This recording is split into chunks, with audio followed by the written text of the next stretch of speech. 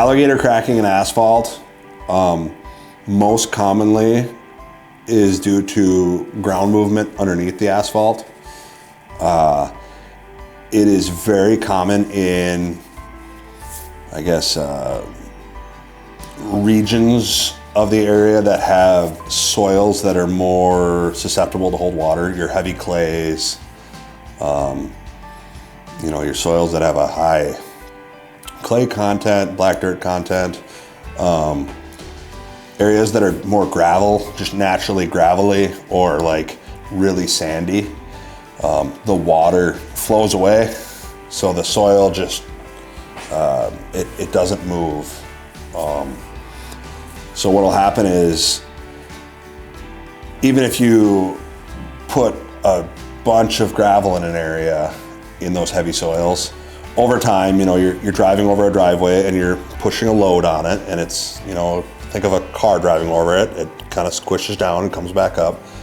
Naturally, over time, between that and the ground freezing and thawing and just kind of moving around a little bit, that clay will kind of work its way back up to the surface. It'll contaminate the base soil underneath, and it kind of gives it a spongy nature.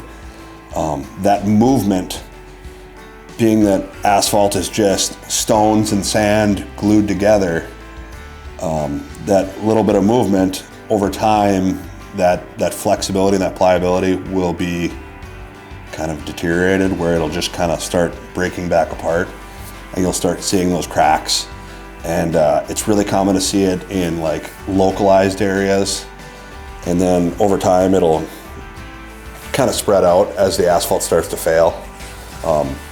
Asphalt will flex with the ground, but you only get so many cycles out of it before it starts to just deteriorate. If it's a spot repair for alligator cracking, the infrared repair at times won't work the greatest if it's already developed out where it's a pretty substantial area. The problem with the infrared repair for alligator cracking is you really need to get that heat all the way through the mat to try to get it to get all those cracks to seal back together. And the infrared repair only heats probably the top third of the driveway. So that's not really fixing the problem. That's just kind of cosmetically painting it over. The real repair for alligator cracking is to cut out the area, correct the soil issue underneath, and then put a patch back in. Or again, obviously tear the driveway out, correct that area and check everything over and fix those spots. It's our method for our crews is, if we tear out a driveway and it has a couple really, if we have a couple spots that really stand out as far as, wow, this subsoil has really failed, the most cost-effective method for us is you take that big skid steer in and you just dig a whole bucket out. So I mean, yes, your contract for your driveway replacement says 4 to 6 inches of gravel is your standard thickness. Well, if we know we have a bad spot, we'll go and we'll just take a couple big scoops out and replace them with gravel. So you might have a couple spots where we think there might be trouble, where you're gonna have 12, 15 inches of gravel trying to correct those really troublesome spots, because again,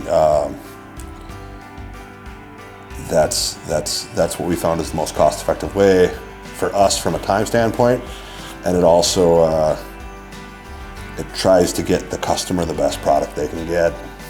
Nobody wants to buy a driveway and have an issue develop, and I don't ever want to go out having to talk to a customer and tell them, and look down and go, wow, I know why that happened.